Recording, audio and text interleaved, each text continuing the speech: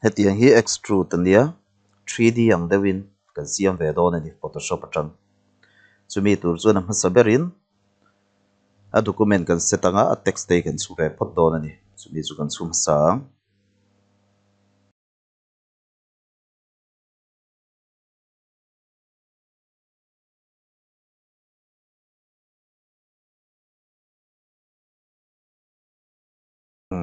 tia text kan chu zauta chumi zuwa text tu la kal le kan duang tok kan resize to nu text tu la kan kal le option tu lan hianin warp text salo omta warp text an kan lu tanga a ka kan da a bending a hi a ak moi tok turin tia kan set le ta distortion an hian tikhian horizontal tikhian kan okay khatia kan handa khan hetlam pang hi alo liana hetlam pang hi lo te ve le thungani chumi zuwa tunami kha hei hi ni alayaran hianin hetla hi alayaran ya kan right click anga kan rasterize le dayang chumi zuwa kan right click non leyang duplicate layer kan siamang tan hian duplicate a hming da mai tu kan okay ang duplicate layer kan siama hemi duplicate layer kan siam hi filter kan kalang filter blur radial blur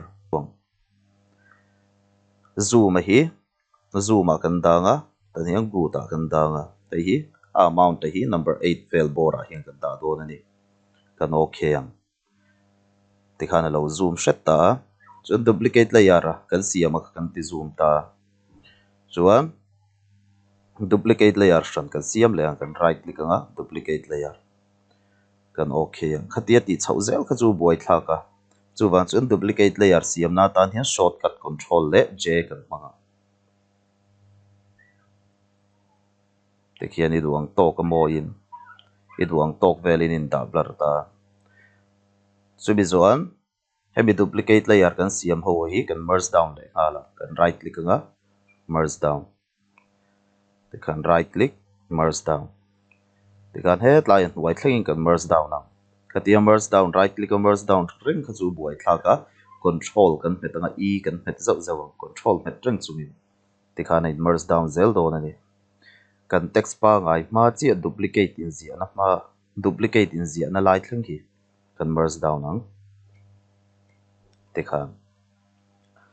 chumi zoa hemi kan text pa ngai hi to front ta kan da da yang chunga ta tang po hian tan click ila tikhan choi chhawila duplicate ma kan choi chhawang chuan hemi hi lm computer institution ti hi a thumbnail sa kan right click lenga select pixel foreground color atang a color kan thlak leng yellow in kan thlak le mayang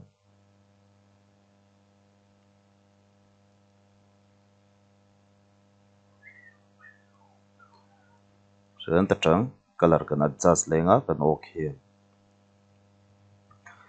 alt le delete kan tanga tikhan roin fill le do ni kan deselect leang chumi zuwa move toolin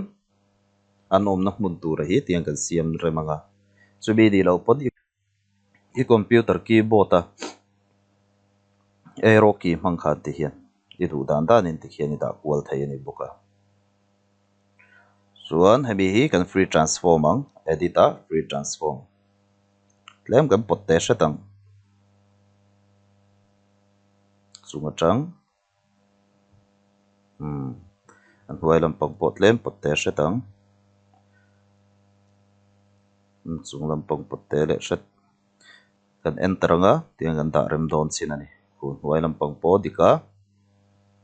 het lampang hi lo la dik chiang ve lo ni hei kan free transform leang edit free transform hemi point alai mi hi point alai mi hi hetan hian line hian kan dang hemi sira hian chen het lama tang hian tiang kan herrem hret do ni khutiam khwal a moi tokin hei chui herrem to yen tarang chuan chu bi zuan kan crop leang a background a hi crop tool kan langa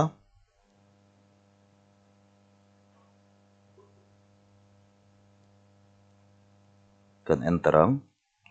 chubi zo background layer kan select ang background layer kan select a black color kan fill ve le ang foreground color hi black ada leila